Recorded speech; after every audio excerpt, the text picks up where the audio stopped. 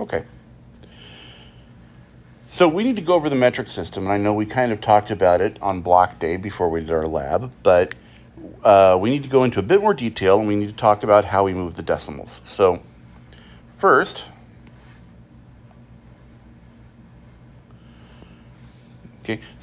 remember that we had a kilogram. A kilogram was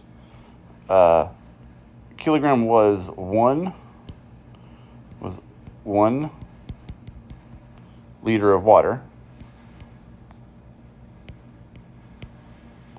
Okay, and that looked like it was, it's a shape of.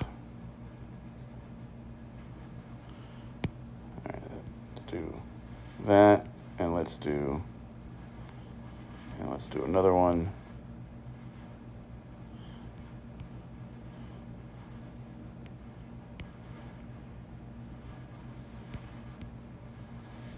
Right, and so there's our cube, and on each side of the cube, it is 10 centimeters. Okay, and this is our what 1 liter really looks like, TER. And if we fill that with water, right, so if we fill that with water, okay, that becomes 1 kilogram. Okay, now if we do the same thing, if we take this box, right, and so we make another one. All right, so we make another box, and we make it.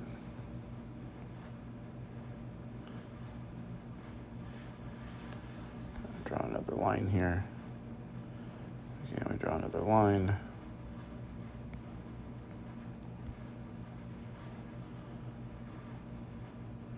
To there, and then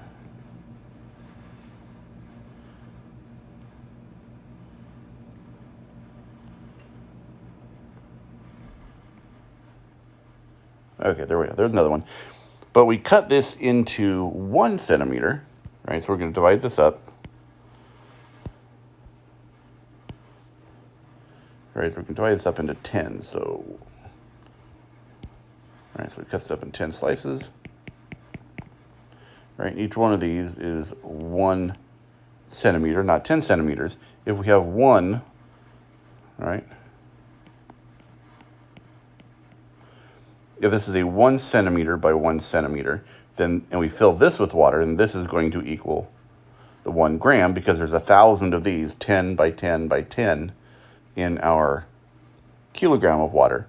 All right, so we take 1/1000th of that, and we're going to create 1 gram, which is also 1 milliliter of water. Okay, then if we have a milligram, right, that's actually going to be, right, so we're going to divide by 1,000 to get to our gram, and then we're going to divide by 1,000 again to get to a milligram. And so this would be not 1 centimeter, but this would be 1 millimeter square. All right, so if each side is 1 millimeter, okay, then that's going to be 1 milligram of mass, right? 1 milligram of water. It's 1 millimeter. Okay, so we're going to list our units from largest to smallest. It's 1 kilogram. So it's a kilogram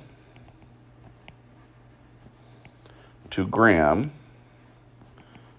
to milligram, or like a kiloliter to liter to milliliter is the same. Okay, so a kiloliter would be 1,000 liters. All right, so we have 2 liter bottle is going to be 2,000 milliliters, is what it says on the side. And when reduced, 1 liter is 1,000 milliliters. And so if a liter equals 1,000 milliliters, then what would this mean for grams and milligrams? Right? So All right, so then 1 gram then equals 1,000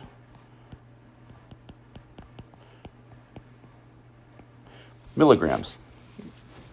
Okay, or if we can now look at this another way. Okay, we can now use the decimal, or 1 gram is equal to 10 to the third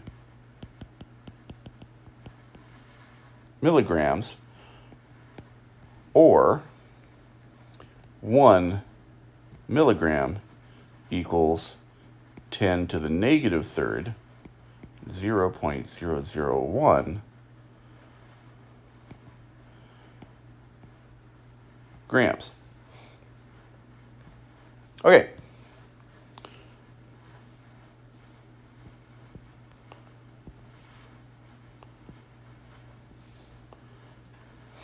All right, so now we have our base units of grams, meters, and liters. Okay, the symbol for a gram is a G. Okay, it measures mass. Okay, and the conversions are that 1,000 grams equals 1 kilogram. 1,000 milligrams equals 1 gram. And 100 centigrams equals 1 gram. So that's one of our conversions. Okay. So meters. So we have a symbol of a meter. Symbol is M. Our measurement, it measures a length. Okay. And what are our conversions? 1,000 meters equals 1 kilometer, a km, just like this is a kg. Okay, 1,000 milligrams, okay, which is mg, equals 1 gram. Okay, and 100, oh, sorry, that's not grams. I lied. This is millimeters, which is mm, equals 1 meter, m. And then 100 centimeters, cm, equals 1, also equals 1 meter. Liters. I bet you guys can guess what liters is going to be like. Symbol is capital L. It measures volume. Okay. So it's the amount of space something takes up, and we usually measure things like liquids. We measure liquids and gases by their volume, usually more than their mass. Okay? And so the conversion, these are going to be exactly the same. 1,000 liters equals 1 kiloliter. And 1,000 milliliters equals 1 liter. And 100 centiliters equals 1 liter.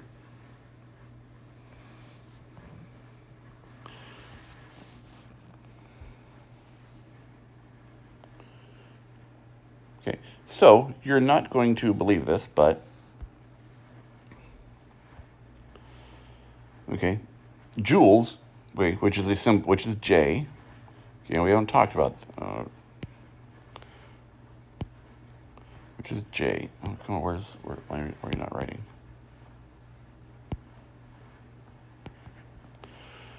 Okay, this measures energy. And we haven't talked about this much, but this measures energy.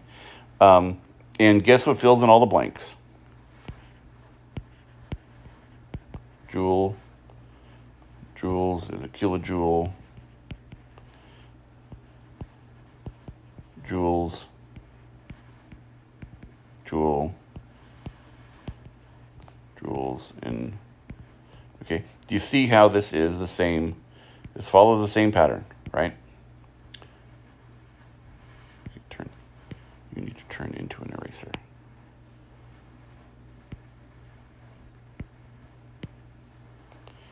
I don't know why you're not erasing for me. All right, this should say Joule. Okay. Okay, now this other one, this is a mole, and its symbol is the MOL, and it measures quantity. Okay, but more specific for chemistry, it measures atoms and molecules. Okay, but the rules are the same. 1,000 moles is a kilomole. 1,000 millimoles is a mole. 100 centimoles is a mole. Okay, now this right here, these are key things that you need to know how to convert.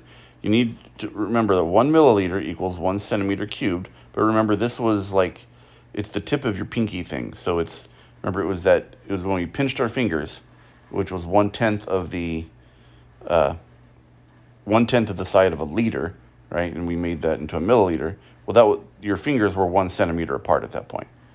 Okay, and the other one here is our temperature, and there's this K right here is called Kelvin, and this is the absolute temperature scale, and it equals 273 plus the Celsius.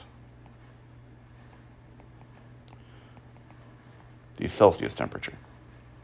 And we'll get to that later. Okay, so conversions in the metric system. Each number includes a number, a value, and a unit. Okay, the unit tells us if the number is a volume, mass, temperature, or length. And the unit can also be with any prefix, so milli and centi, etc. If you're not sure if you should multiply or divide, you can use the following procedure. So, you begin to measure water for an experiment. The instructions tell you to use 0.45 liters. The graduated cylinder that you must use only measures in milliliters.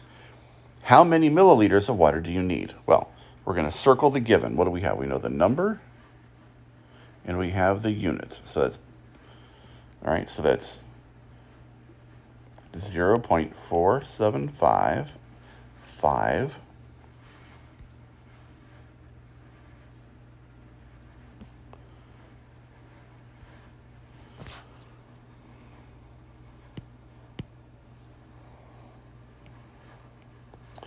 Okay, and liters.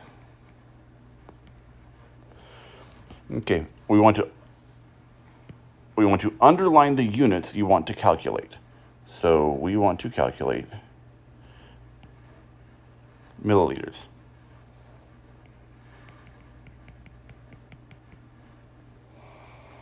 Okay, so write your given number and units. Train tracks.